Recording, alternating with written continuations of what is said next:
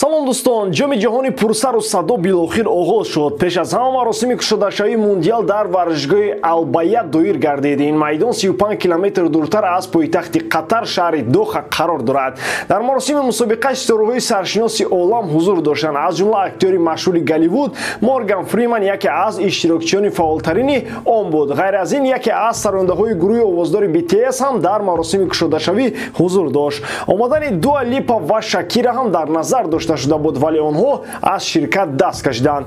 маросими кушодашавӣ таҷассумгари таърих ва расму русуми кишварҳои арабӣ аз ҷумла Қатар буд. аз шукӯҳу шаомати он аён шуд ки маблағи зиёд барои он сарф шудааст. амирони чанд кишвари арабӣ, роҳбарони созмонҳои умумиҷаҳонии футболӣ аз ҷумла Инфантино, президенти ФИФА дар ифтитоҳи мундиал ширкат варзиданд. ҳозир мо дар бораи бозии аввали ҷоми ҷаҳон камтар гап мезанем, баъдан мегузарем ба хабарҳои асосӣ.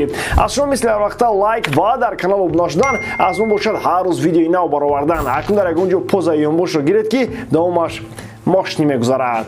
дӯстон, акнун муддати як моҳ моро бозиҳои муҳими ҷоми ҷаҳон 2022 интизор аст ва барои бозам ҷолибтар кардани ин рақобатҳо шумо метавонед аз хизматрасониҳои дӯстони мо аз 1x истифода баред. дар он ҷо регистратсияи осон, пур кардани маблағ аз тамоми гӯшаву канори дунё, вале аз ҳама муҳим бонус то ҳаҷми $100 дар аввалин пардохт бо промокоди AMG 0777. ссилкаи бозӣ дар комментария. ба ҳама муваффақият. баъд аз маросими бошукӯҳ бозии якуми ҷаҳон оғоз ёфт. мунтахабҳои Қатар ва Эквадор бозии якумро доир карданд. Эквадор статуси фаворити ин рақобатро тасдиқ карда тавонист. бозингарони кишвари амрикоӣ анъанаи 92-соларо барбод заданд. дар зарфи 92 соли баргузории ҷоми ҷаҳон ягон дастаи мизбон дар бозии якум шикаст нахӯрда буд. Эквадор дар ҳайаташ бозингарони хуб дорад ки дар чемпионатҳои аврупоӣ бозӣ мекунад, аз ҷумла Эсупиян, Мойзес Кайседо ва Сермиенто шарафи Брайтони Англияро ҳимоя мекунанд. аммо лидери асосӣ то ҳанӯзам бозингари 32-сола Энер Валенсия мебошад. капитани Эквадор дар қисми якум ду гол зад, яке аз пеналти ва дигаре бо зарбаи сар. ҳисоби бозӣ то охир тағйир наёфт ва якумин дублро дар ҷоми ҷаҳон дидем. дар бораи бозии Қатар чӣ метавон гуфт? мо бо дӯстонамон рӯзҳои шанбе футболбозӣ мекунем, ҳамдигарфаҳмӣ дар бозиамон дида мешавад, пасҳоро ба ҳамдигар мерасонем, каме прессингам мекунем, зарба мезанем. ҳама ин корҳое ки мо мекунем Қатар накард. сатҳи хеле заифи бозиро қатариҳо нишон доданд. сару садоҳо дар бораи $7.5 миллион пешниҳодкардаи қатариҳо ба Эквадор ором мешаванд. акнун биёед гап мезанем дар бораи фаворитҳои ин мусобиқа. мунтахаби Бразилияро дар ин ҷоми ҷаҳон фаворити асосии мусобиқа медонанд. тибқи пешгӯиҳои пойгоҳи варзишии гол аз ҳама имконияти беҳтарини ғолибшавӣ дар мундиал маҳз Бразилиё доранд. чунин хулоса аз он бароварда шудааст ки Бразилия дар ҳайати худ беҳтарин футболбозонро ҷамъ кардааст. ин кишвар дар ҳар мавқеъ бозингари ном ошноро дорад. дар зинаи дуввум ин сарчашма дастаи Аргентинаро мондааст. бисёриҳо рости гап дар карда натавониста истоданд ки чаро Аргентина фаворит ҳисоб мешавад. нахо як Месси метавонад ҳамаи корро худаш кунад. мавқеи сеюмро дар ин пешгӯӣ кишвари Германия гирифтааст. гуфта мешавад ки имсол олмониҳо танҳо то даври нимниҳоӣ баромада метавонанд ва имконияти гирифтани мақоми сеюмро доранд. барои қаҳрамонӣ кишварҳои Амрикои ҷанубӣ шонси беҳтар дорад. кишвари чорум Испания аст. фаронса танҳо дар ҷои панҷум қарор гирифт. ҳамчунин дар даҳгона мунтахабҳои Англия, Нидерландия, Дания, Белгия ва Хорватия қарор доранд. Роналдо бо мунтахаби Португалия аз топ 10 берун аст. ин танҳо пешгӯи як пойгоҳи хабарӣ аст. чунин прогнозҳоро шумо дар як рӯз метавонед миллионта кунед. кане дар комментария нависед ба фикри шумо кадом мунтахаб шанси қаҳрамон шуданро дорад ва сабабаш дар чист? ин барои мо хеле муҳим аст. чемпионати ҷаҳон дар ҳоли оғозёбӣ аст, аммо мавзӯи Роналдо то ҳол ором намешавад. аз мусоҳибаи ӯ хулосаҳои гуногун бароварда шуданд. баъзеҳо тарафдори ӯ ва аксарият зидди ӯ баромаданд. билохир Манчестер Юнайтед дар ин маврид ба хулосаи амиқ омадааст. ҳарчанд манчестериҳо дар ин бора расман ҳеҷ чиз нагӯянд, ҳам тибқи хабаргузориҳои охир девғои сур қарордодро бо футболбози португалӣ қатъ хоҳанд кард. ин қарори ниҳоии Манчестер мебошад. гапу чап аст ки сабаби асосии пора кардани шаҳрнома ин мусоҳибаи пурсару садои Криштиано бошад. баъд аз қатъи шаҳрнома Роналдо тақрибан 16 миллион фунт стерлинг маош аз даст медиҳад. қисми зиёди сарчашмаҳои боэътимод ба ин хабар бовар доранд ва ишора мекунанд ки қиссаи ишқу муҳаббати МЮ ва Роналдо ба итмом расид.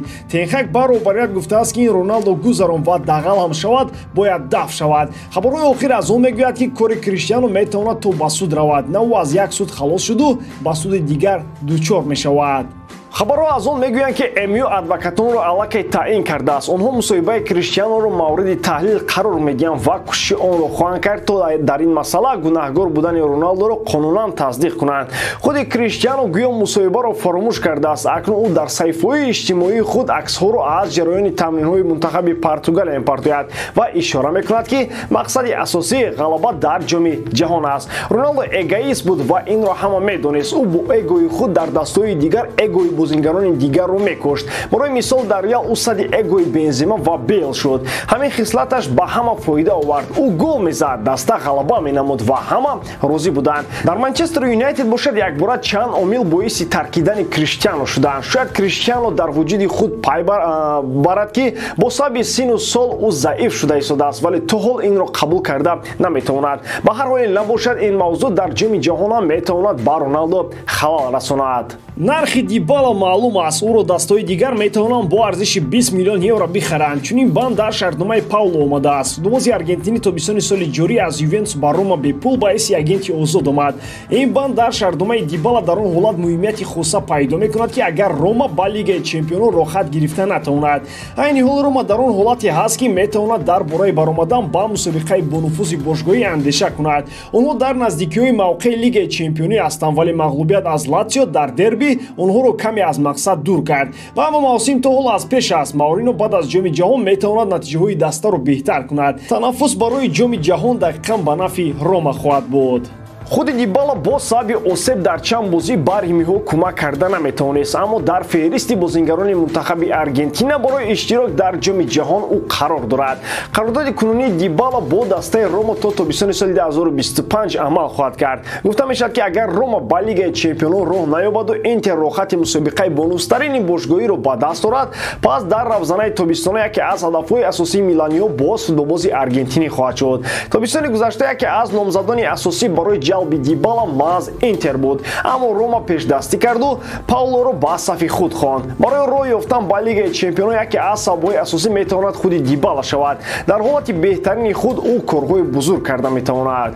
дӯстон, ман мехоҳам ба шумо бигӯям ки 5 канали асосии YouTube якҷоя шуда канали Телеграми худро таъсис додам бо номи Утка Геймс, ки чандин сари сол мешавад ки бозиҳои футболиро таҳлил мекунам ва дар айни замон беҳтарин канал дар Телеграм дар соҳаи букмекерӣ ба ҳисоб мераванд. онҷо бисёртар прогнозҳои бепул гуфта мешавад ва аз ҳам муҳимаш ғолиб мебароянд. барои ҳамин тезтарак ба ссилкаи дар зери описания буда даромада дар Телеграм ба канали Утка Геймс обуна шавед ва бурд намоед. Стефано Пиоли сармураббии дастаи Милан ҳадафи асосиро барои равзанаи зимистонаи трансферӣ маълум кардааст. мутахассиси итолиёвӣ аз роҳбарияти Милан хоҳиш кардааст ки дар фасли трансферии наздикшуда барои ӯ Ҳаким Зиешро харидорӣ кунанд. барои дифоъ кардан аз қаҳрамонии худ расонириҳо бояд канори рости хатти нимҳимоя ва ҳуҷумро қавӣ кунад.